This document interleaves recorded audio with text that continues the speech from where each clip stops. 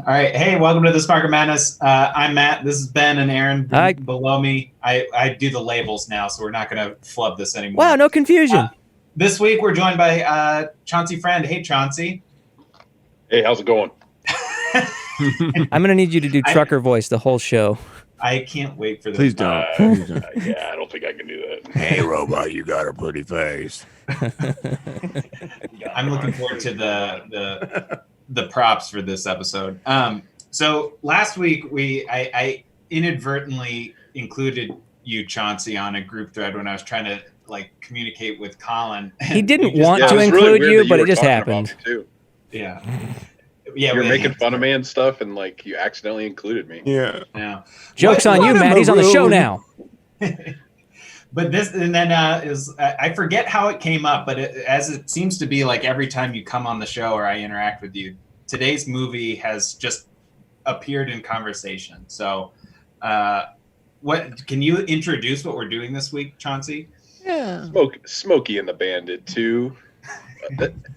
There doesn't need to be much to say. Smokey and the Bandit was a cultural phenomenon in 1976, where it started out with just Burt Reynolds, Sally Field, and Jerry Reed as kind of the all-star class, and then Jackie Gleason turned it up a notch with that first movie, which I know you guys said you hadn't seen the first. I meant Smokey to watch it, but I just didn't do it. Yeah, I didn't have the time. I still haven't seen it either. So it's funny. It's my memories. I remember seeing bits and pieces of all the Smokey and the Bandit movies. I didn't know there was more than one.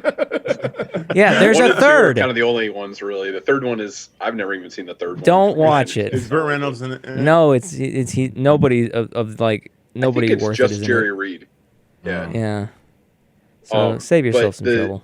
The internet didn't exist, right? So in '76, technology socially through a radio is a big deal. So trucker culture was at an all-time peak.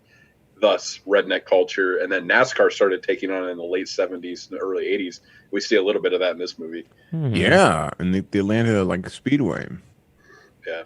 So I kind of liked how we set it up last week, and we'll get into the details. And I liked where your head was going, Chauncey, in terms of kind of framing up even where, from a timeline standpoint, oh yeah, trucker culture and NASCAR, that only scratches the surface. But just for people who haven't seen it, here's just the quick plot synopsis. This was from 1980. The movie's from 1980. Had a $17 million budget. Obviously came after the first movie. I know where most of the budget went to. Where could that have been? The first, just for reference though, the first movie made a ton of money. Just a ton of money. And it was from 3 years earlier. But Smokey and the Bandit 2, folk hero the Bandit has fallen on bad times, but comes to life when he is hired to help transport a pregnant elephant to a Republican convention in Dallas. Arch enemy, and it's all legal. I didn't even realize this was his name, and now it's amazing. Buford. Arch enemy Sheriff Buford T. Justice. It says it on his name tag. I know. I never picked up on it. Catches wind of the deal and resolves to spoil the bandit's comeback. So that's kind of what we're talking about. Yeah, that's the plot. What's the name of the representative's name? You're talking about Burdettes. No, I think he's talking about Big Enos. Big Enos and Little Enos. Yeah. His father and son. Yeah. That's a. Do you know who Little Enos is? Paul Williams. Paul Williams, yeah. He's actually a really good musician. He did a lot of the Muppet stuff. But do you guys remember the Dexter's Laboratory episode where Dexter learns how to if you look into your mind, and he teaches him to play the piano? That's Paul Williams. Oh. Do you guys know who Big Enos is? I do not. His name's Pat McCormick, and he has a deeply sort of seated presence at the Tonight Show with Johnny Carson. He was a writer at the Tonight Show. Yeah, and actually there's a clip on YouTube if you search for streaking on the Tonight Show. Pat McCormick literally streaks on live TV, and they blurred it out. But Johnny Carson was actually shocked. It's pretty I do believe we've seen Enos's penis.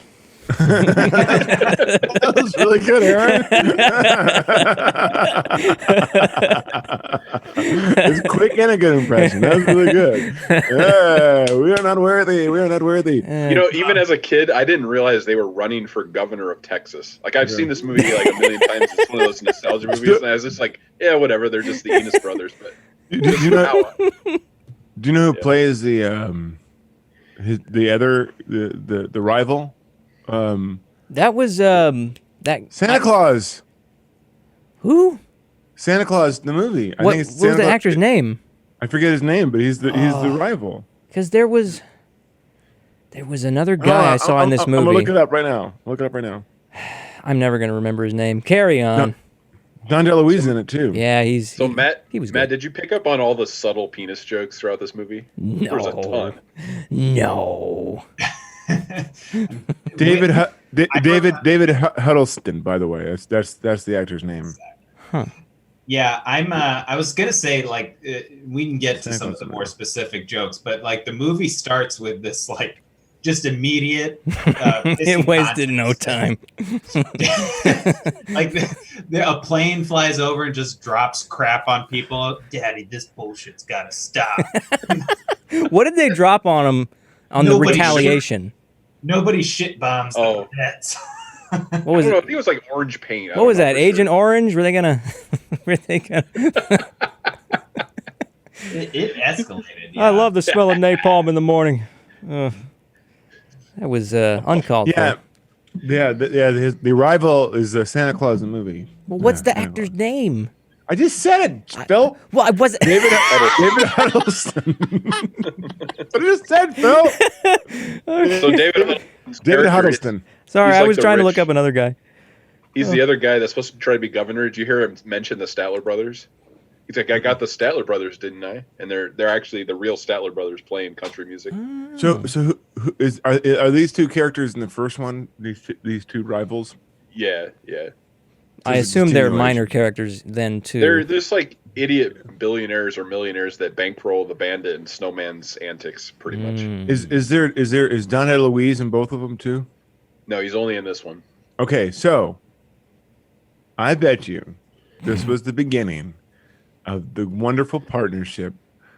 They saw the chemistry from Smokey and the Bandit II and said, you know what? Don Bluth said, I want to make a movie with these two. And they made All Dogs Go to Heaven. They made that's conceivable. They're good. Yeah, Dom DeLuise was really good in this movie. Yeah, I mean for a funny. bit part, it was very funny. Yeah, the outtakes were so funny, and you can see Sally Fields trying to be real serious, and they're Dom DeLuise keeps. She's like, here, have some Activia. Just to frame up, like what it's a bit part, but like. We have our three main characters who are like going off on the mission, which is Sally Field, Burt Reynolds, and Jerry Reed. That guy, who's kind of fulfilling the trucker character. They're trying to ship this crate off, and then they're being chased by Jackie Gleason and his son. And I really want to talk about that relationship because it was hilarious. That was funny. That's the best part. Don DeLuise just pops in halfway through when they figure out in this crate that they're shipping it's an elephant. He's like an Italian. He's a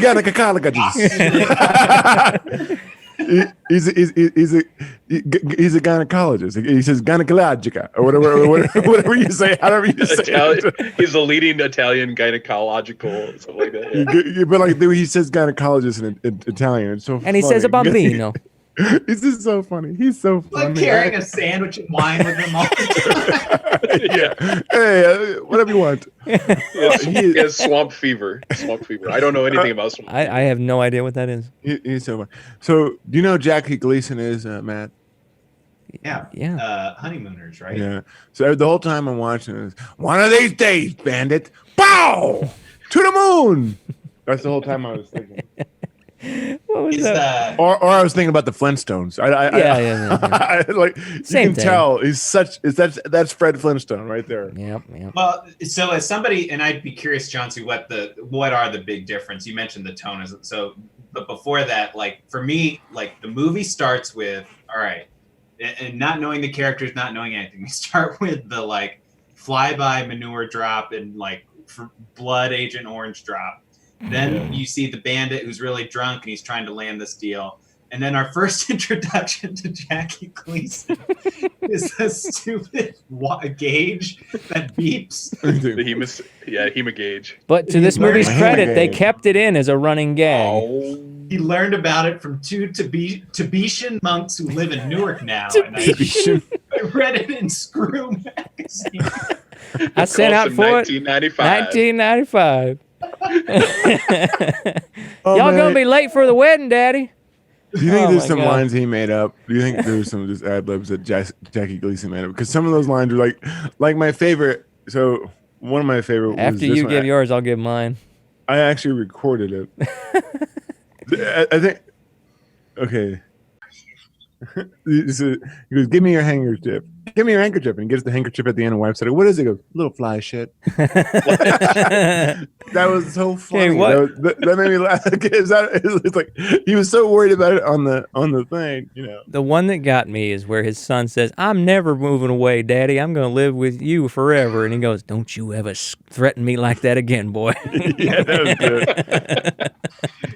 I love the it's not a cold open, but it kind of feels like a cold open when Big Enos and Little Enos say we're going to Texas by way of Miami or whatever, and then it cuts instantly to the credit. That's what it is. It's the credit entrance, but it's Atlanta International Speedway, the NASCAR track with semi trucks. Why were they? Is that a real thing? It's not a common thing, man. Okay, they did that for this movie. That's crazy. It's funny because like I would think, well, this Daytona, like, but it was Atlanta, not Miami. Anyway, so this is another line I like too.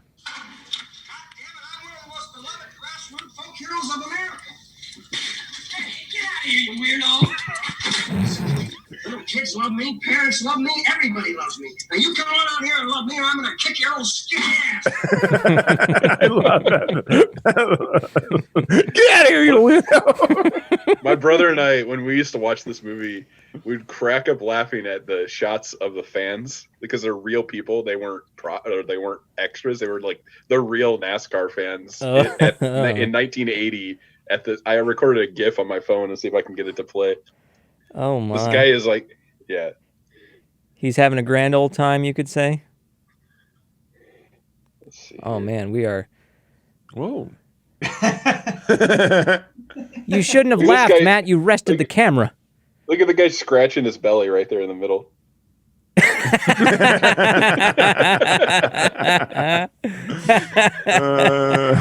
They didn't even have to pay him extra. No. I'm going to be honest with you, boys. I went into this movie thinking it was going to be terrible. I think I liked it. Is there something wrong with me? Yes. Quite a bit. I had in my notes at one point, I'm laughing my ass off. Yes. I was too. It took a minute to get going. But it got really funny. I was like, "Oh God, Chauncey, what are you going to listen to?" And then, all right. I'm in. I see you 10 and raise you 20. Okay. To me, so just to come back to it, because I thought, Jackie Gleason was in the first one, but I thought him and Dom DeLuise, and actually Sally Field, I thought was really funny too. She's kind of a bit part in this, though. I think she had more of a role in the first one, right? At the start, I thought she did a good job when they kind of were introducing stuff. But John, what is well, let's talk about young Sally Fields real quick before we get into really important things. In the first movie, she's played as like the girl next door. She's like real innocent and she doesn't have a lot of like sass. This one, she's full of sass. Like that's the difference. Yeah, that's the first thing out of her mouth is sass. Yeah. But go on, Matt. I just want to talk about how. Yeah, she's cute. We're moving on. I just want to know, like, you mentioned, because I'm curious about it. Is the tone different between the two movies, or? Yeah, it is. The first one, she's just more like sort of Twitter-pated by Burt Reynolds, and then they eventually get together. And then in real life, they get married in the late 70s. And right after this movie, they get divorced, and then they have an on-again, off-again relationship till 83. Yeah. But Burt Reynolds, towards the end of his life, said that Sally Field was the love of his life. Like that's real life, not the movies. And so there was something sparked in the first one in 1976. I feel so sorry for Burt. I watched a lot of interviews with him. He is such a good person. Like you can, so someone like an actor you would meet that's down to earth that you would meet and just be so kind to you. You know what I mean? And like, Yeah. he's just such a cool person. He give back a lot to his like to schools and stuff to promote acting and stuff, and just and he talked. I met in one interview he was talking about how much he loved Sally Field so much, you know, and what a mustache! Oh yeah. You know what? Oh yeah. I wouldn't mess with mustacheless Burt Reynolds from Deliverance. He's actually so good in that movie too. Yeah. He's good friends with Clint Eastwood, I think, too. So Burt Reynolds was 44 years old in this movie. Wow. Yeah. And he could still do 2 sit-ups. Impressive. Yeah. That was over several days of shooting. Yeah. How'd you guys like that gag where he pulls the liquor bottle out of the light, and then when Jerry Reed comes out, he's like, somebody left this up here. I'm gonna put it back.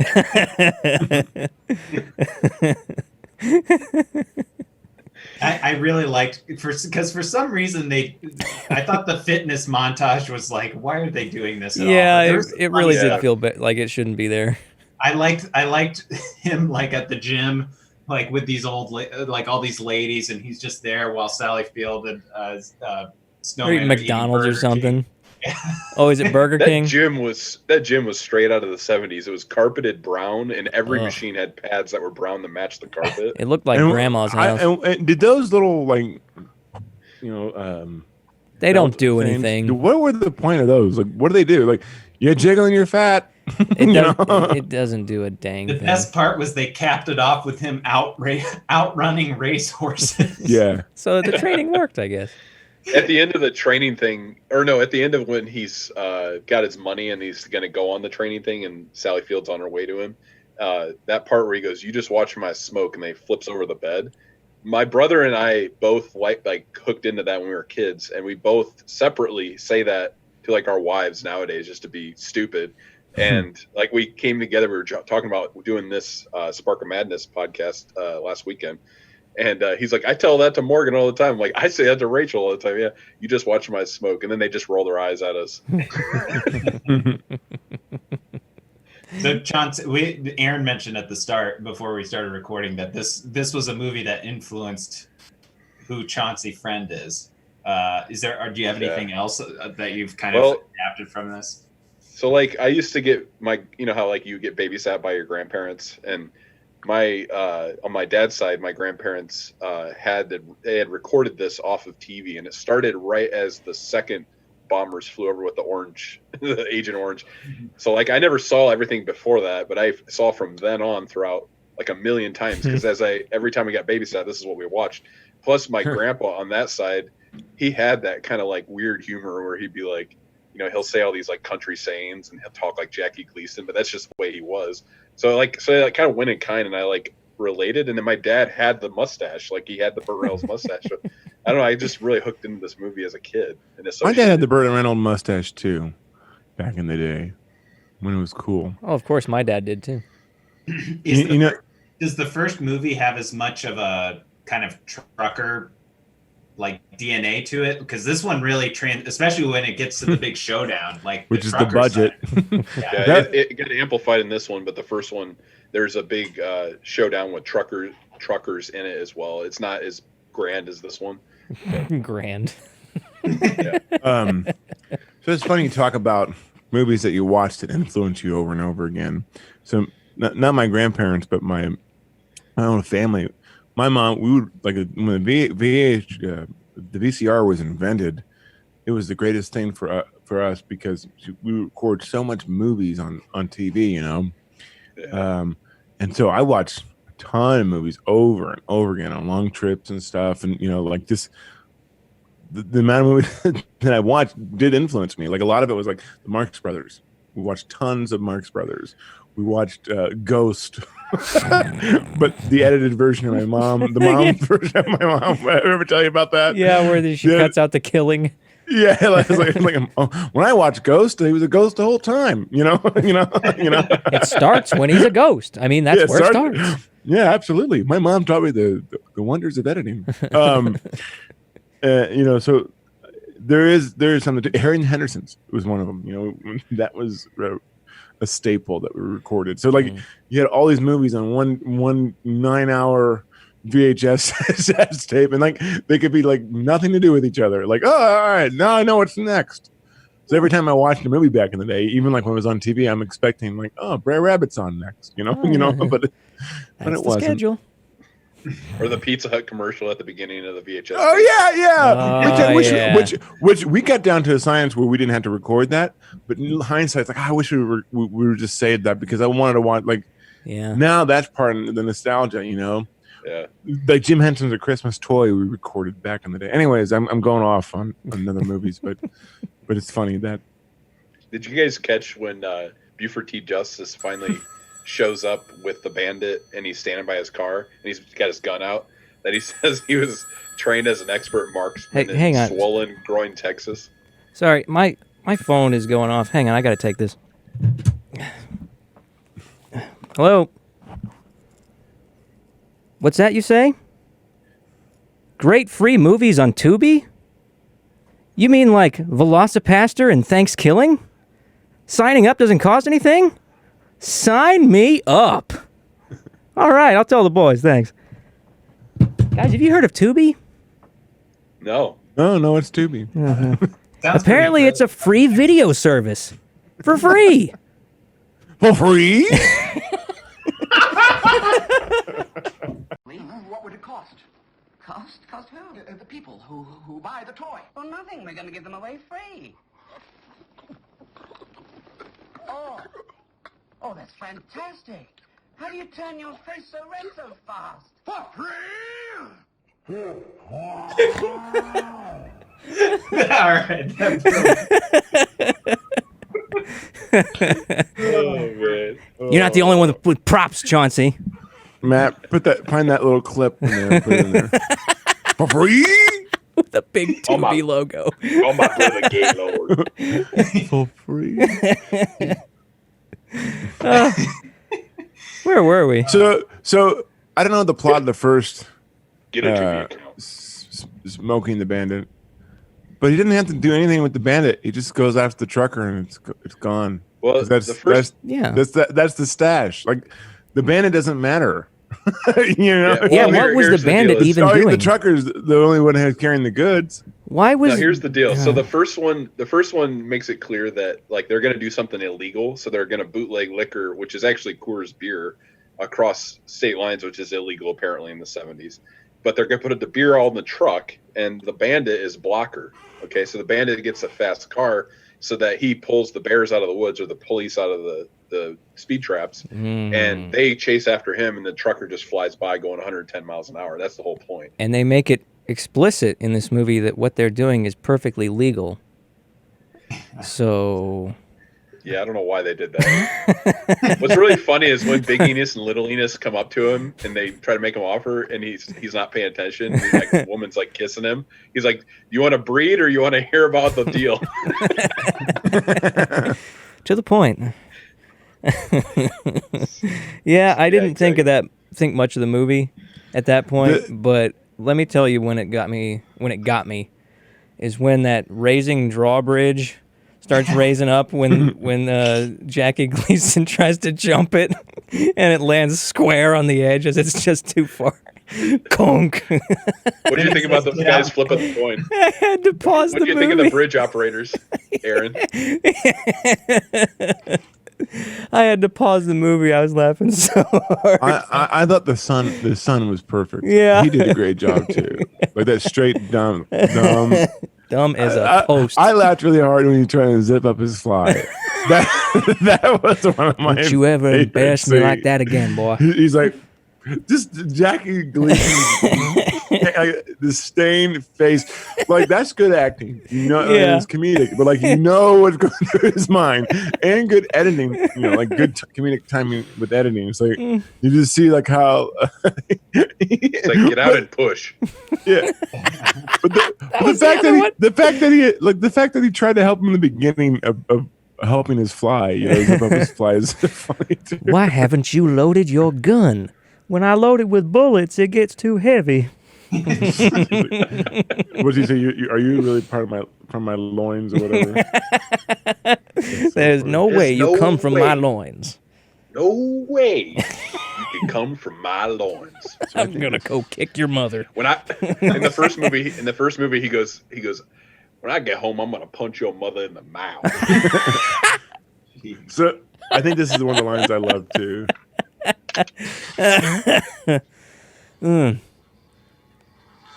Hold on. Hey, Daddy, look at that big, ugly alligator. That reminds me, I gotta call your mama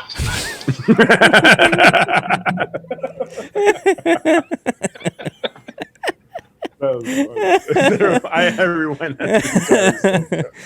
Remember when Mean Joe Green threw his car over? Yeah. Yeah. Terry Bradshaw. There were a couple moments where it felt like we're gonna ride on the profit we made in the first movie. We're gonna get some celebrities. We're gonna destroy a roller coaster. We're gonna do this epic. We're gonna do every car stunt you could possibly think of. We're like, and they did it. I mean, there were some really big moments in the movie. It was almost to the same vein as Blues Brothers with the cars. Yeah. Or Dukes of Hazzard kind of stuff. Yeah, but the Blues Brothers are one of the best, like car fiascos. I think so. That reminds me that one of the two scenes that we haven't talked about yet that I thought were really funny and I think my favorite scene is when the patient falls out of the ambulance and is just rolling down the highway. What fever? He just thinks this newfangled Japanese cars. He just completely ignores them and drives away. And then the other was, I thought the writing when they first show up to the like empty gas station, the guy's like has like two people show up and he's talking about how busy it is and like this is the busiest we've been since last Easter. Like I thought that scene was really funny. Yeah. That's kind of I love the outtakes too. Yeah. If you watch the outtakes, you can see how nice of a person and good of a guy Burt Reynolds is. And like even to the crew, like and even professional, like so he messed up a line or whatever, or Don DeLuise came behind him and messed up his mark, so he knows, oh, I gotta go back to my mark real quick and do this. That level of detail and this like this a good guy. Get it. You want to kiss him on the enis. No, I want to kiss his mustache. There you go. What have we not talked about yet? I mean, there's nothing else to talk about because the humor is the movie. I was going to say, elephant in the room. There's an elephant. Yeah, I mean, what doesn't your movie have an elephant? Come on. Well, the only movie this reminds me of Operation Dumbo Drop. Remember that one? Yeah, I do. Yeah. I don't remember liking it. So this is 1443. And this is it. 1445. Oh, wait a second. And then she starts whistling, and she's like, 144. Holy shit. They see the big package, the elephant. Oh, right. Charlotte. Package derm. Ha. Yeah. Stretch. What's funny is, Dom DeLuise is like drunk in the back of a semi-truck with no windows with an elephant. Yeah. That's funny. That's not going to go wrong, right? Like, yeah, like, let's shove him back there. It'll be good, Give her 800 aspirin. Yeah. It's so tongue-in-cheek. That feels I think that's what's so funny about it. And also, like, I wonder if you talked about that roller coaster demolition. I thought that maybe they were just like, this company was planning to destroy this roller coaster anyways, and they said, let's film it. Hey, that we're closed. Yeah, that what do you want? This is my it's closed. Yeah. What did Burt Reynolds say when he's driving by, like when he's trying to get it out, it's like What did he say? something real quick and funny. Yeah, I forget what he said. Chauncey? Drives past him. Expert Chauncey, can you? I can't remember. Dang. It was funny. I mean, I think what's interesting, the whole movie has I don't know if you would say redneck DNA, but like it has a very specific culture in mind that it's The South. Because I mean they have country music all the way through. They have the trucks. They've got the like little small timey gas station and Elephants. I mean it very much is hitting it like the sweet spot for a very particular audience. And I'm guessing there weren't that many movies that did that before. It was a circle of friends too. Like this Jerry Reed here. I mean, he is a country music singer, and he was like kind of like a Weird Al of country music. He did a lot of like silly tongue-in-cheek songs and country music. But like when they get to that point where they're trying to get that kid to babysit the elephant, and he's like, country sucks. But he's like, you got any country singers in town? He's like, yeah, Don Williams. And then he's like, oh yeah, he's my second favorite singer. And he's saying that because he's a country singer himself. Okay. And then like Ben said, Paul Williams is a country singer. Pat McCormick was really just sort of like one of the bros back in the day with Burt Reynolds. Like he and Johnny Carson and Burt Reynolds were really good friends, and they would get drunk together. And actually, Pat McCormick ran the bar behind the colorful curtain on the Tonight Show. There was a bar back there for just the guests if they wanted to drink, if they were too nervous before they went out. And he actually was in charge of that. That's pretty cool. Yeah. And then I was doing a little bit more research on just the relationship between all of them. And like Ben said, that like All Dogs Go to Heaven probably came out of their friendship. Well, I think Smokey and the Bandit was such a huge success that when they got the money for this one, that's why you're seeing just this gigantic circle of friends all put in there. And even like Terry Bradshaw and Mean Joe Green and Dom DeLuise, it's like they all probably hung out outside of the business. Dom DeLuise, man, that guy. I mean, what a national treasure. If anybody's lines in this movie were improvised, it was his. Yeah. Oh my gosh. And Jackie Gleason. Maybe. Jackie Gleason. Maybe. Yeah, those are some Jackie Gleason moments. He's pretty funny. Oh yes. He passed away not too long after, did he? Like 5 or 6 years after that movie, didn't he? I think so. I love that. I wrote down, I love that the patch on Snowman's, his like, I don't know, it's like a life preserver he's wearing, but it says truck it, something like just truck it or something like that. Gosh dang it, where are my notes? You got to take better notes, dude. Be like Matt. Don't watch the movie. You just watch your notes. Everything. Matt has been torched. He's like, that is the wrong kind of thrusting. Where does this lead to? Oh, What? do you like that part where Dom DeLuise is like, he's like cheering on the top of the truck, and like Jerry Reed's just like, shut up, get in the truck. I think I chuckled every single time somebody was reluctant to do something for them, and they just keep handing them more money. Yeah. Okay. That sure. joke was funny. Yeah. That joke was good. It's like get your element out of the game preserve or the wildlife preserve. Yeah. What this a is better a place to perfect have place. a baby elephant than a life preserve. I mean, that's what Burt Reynolds was saying. I mean, I agree. I wouldn't even need to be given money. I would agree. That's the place. This whole movie is so cartoony, Ben. Like at the end, he summons all those trucks out of thin air like Gandalf. You know what I mean? Yeah. And then Well, the they Canadian play the, like, Mounties. Whenever the bad guys, the cops show up, it's like bum, bum, bum. Yeah, I got on that recording. I'll play it again because the beginning of it. It's oh, here it is. Every time. I liked that they did the three versions of That was stupid. I thought that was funny. Yeah. It was so useless. Yeah.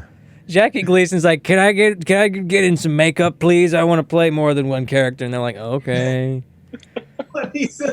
I'm gonna do one named Gaylord. Yeah, the Canadians are singing. It's like because they're soft. He's an opera singing Monty. He's like a homosexual guy that's got a boyfriend that looks like Boy George. I was like, what in the world? You know, that seems like cutting room floor material to me. Yeah. I mean, Yeah. This movie is. There's several things in this movie that are like they just wouldn't fly today if they were brand new. There was a line, and I don't know if I'm misreading it, but it was like I knew this would happen as soon as they started that bus and shit. Yeah, that's when Mean Joe Green flips his car over. Ooh, that was 1980. I saw that in the script. I didn't quite understand what that meant, but I didn't really want to dig in because I figured it was probably some sort of racist thing. Jackie Gleason in the first movie says the word fat, which I couldn't believe that they had that in there still. Quick, Matt, censor him. Right. I love that there is like a random Budweiser truck in several shots. It's like there's just like all this carnage of wrecking all these cars, and Product like placement. one product placement with Budweiser trucks. Like, woo, yeah, beer. This movie is this personifies you, Chauncey, to a T. It's a character movie, and that's the type of movie I like. Is where you pick from life, where you just see the most outrageous, bizarre people that are just being themselves. But like when they are themselves, it's like a spectacle to watch. Yeah. And like Spectacle you is just the take word. that over the top and put it in the film, and those are my favorite movies. Yeah, some bitch. Some bitch. So if you ever looked away, Jackie Gleason's, I don't know, I haven't watched The Honeymooners in a long time. That's the only thing I ever know from anything else. But when he speaks, he speaks with his teeth, and he's always grinning. His lower jaw is always jutting out. Yeah, it's like this. He's like, "You some bitch."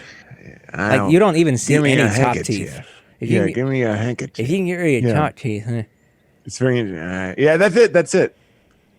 Give me a handkerchief. You gotta have a massive One of underbite. these days, Alice. Yeah, Yep. make note of that. So what have we not covered yet? I've been waiting to see We've the done elephants, the Jackie Gleason's cataract teeth. glasses. There they are. Let me get out of the way so we can compare. I love it. Oh my god. Some bitch. Is there a more dedicated Spark of Madness guy than Chauncey? Are those blue blockers? Remember the blue blockers? Like Yeah. advertised on infomercials? Blue blockers. Everybody's The wearing them. Jackie Gleason's best line in the first Smokey and the Bandit was, "I'll have a Diablo sandwich and a Dr. Pepper and make it fast because I'm in a goddamn hurry." I'm in high-speed pursuit. But I needs a sandwich. And then at one point, there's this other sheriff, and he's like, the fact that you're out of your jurisdiction and that you're a Texas sheriff is not germane to the situation. And Jackie Gleason goes, "The goddamn Germans got nothing to do with it."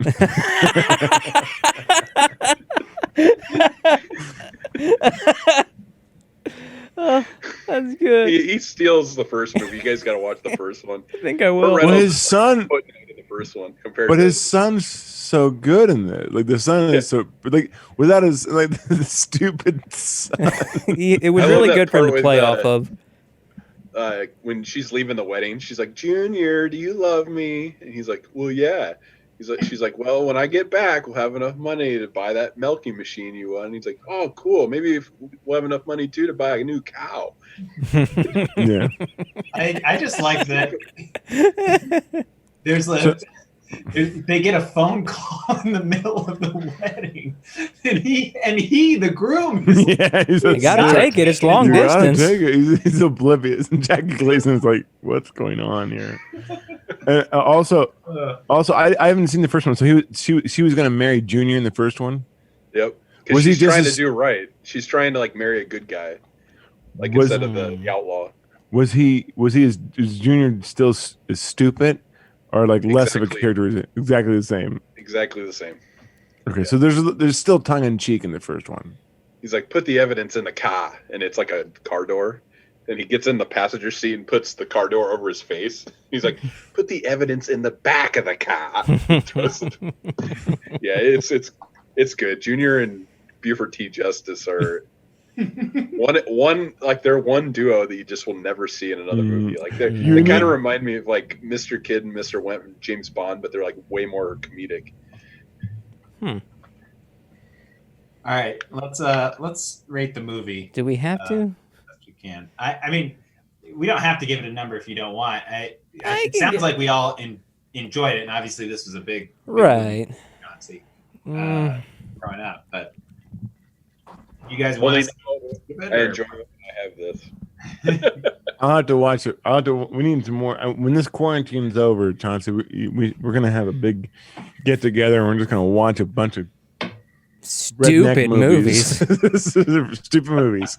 That's all I want to do with you. Watch them. Oh man! Well, thank you guys for even indulging me in watching this because it's such a weird film. But like, if there was anybody to review it, it'd be you guys. Well, I should have watched the first one. I'm going to go back and watch it. But I just remember Sally Fields. Young Sally Fields. She looks much younger in the first one, Ben. She's still very young in this one. Well, she's like in her 20s. Yeah. Yeah. Ben's a little. He's thinking. Remember, she was the voice of Sassy the cat in Yeah. Homeward Bound. I haven't seen that in a long time. She was funny in that. Yeah. She was Robin Williams' wife, and they got divorced. And She was Robin Williams' harpy in that movie. She was not pleasant. No. Let's see. I can give this movie a number if you really want to? think. I think have I one, could. too. Yeah, we don't have to though. We can skip it. I'd settle on a number. Okay. I'm gonna be the only one who gives a number. So on the little card you put on Twitter, just have it be me. Okay. Seal of approval, 4 out of 10. It's not for everybody, but I thought it was good. Yeah.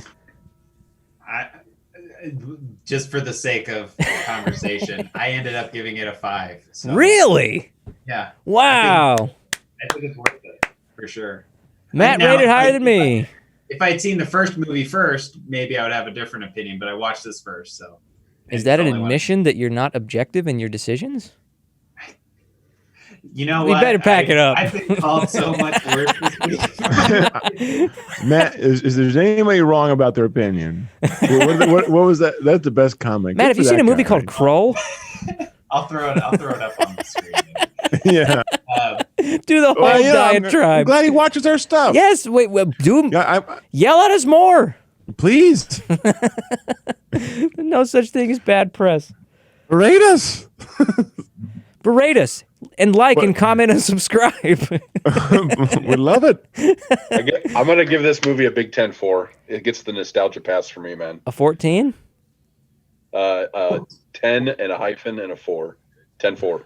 I'm not gonna rate it. I think I'm not gonna rate it. I enjoyed it.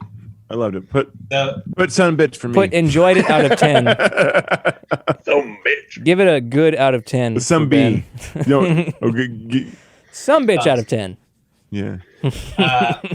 We didn't discuss this before the show, but we said it already. I'm just gonna, for the sake of the recording. So next week, I think we do what Aaron you suggested at one point. RoboCop.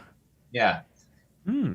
And I want to talk about the original. Like that should be first and foremost. But we could either do another show on the remake or just sort of lump it. What about RoboCop and RoboCop 2? RoboCop 2 it's just there.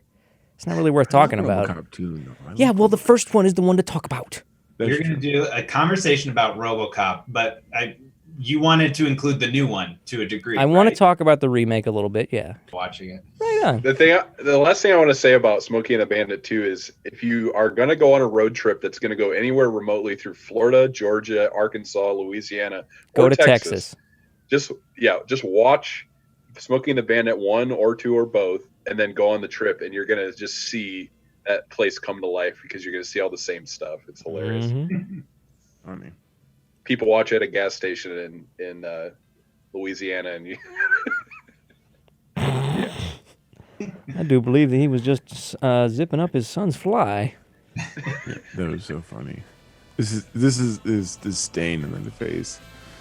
All right. Are we done? Yeah. I thought you guys were done earlier. Hello, honesty department. End it on that.